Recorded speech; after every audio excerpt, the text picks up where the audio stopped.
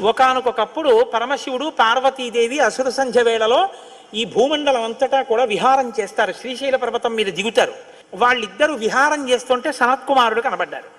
కనబడితే వాళ్ళకి ముచ్చటేసింది. బ్రహ్మవేత్త మహానుభావుడు బ్రహ్మజ్ఞాని, పలకరిద్దామని వృషభవాహనం మీద కిందికి దిగి దగ్గరికి వెళ్ళారు. ఆయన ఇలా చూశారు. చూసి తన పంతాన్ని చేసుకుంటున్నారు. ఇద్దరు అలా నిలబడ్డారు. ఆయన ఏం పలకరించలేదు. పలకరించకపోతే పరమశివుడు అన్నాడు, ఏమయ్యా, లోపల సంతోషించాడు ఇది బ్రహ్మవేత్త అంటేని. ఏమయ్యా, ఇంతసేపటి నుంచి నించున్నావు, కనీసం నువ్వు పలకరించలేదు మమ్మల్ని అన్నారు. ఏంటి నువ్వు కొత్తగా కనపడ్డం ఏమిటి?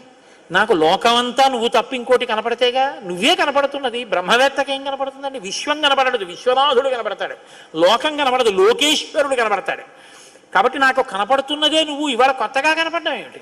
నాకు ఎప్పుడు నువ్వేగా కనపడదు, కొత్తదనం ఏముంది, అదుగుని అలా కూర్చున్నాను అన్నాడు. లేచి నిలబడి మాట్లాడకుండా అలా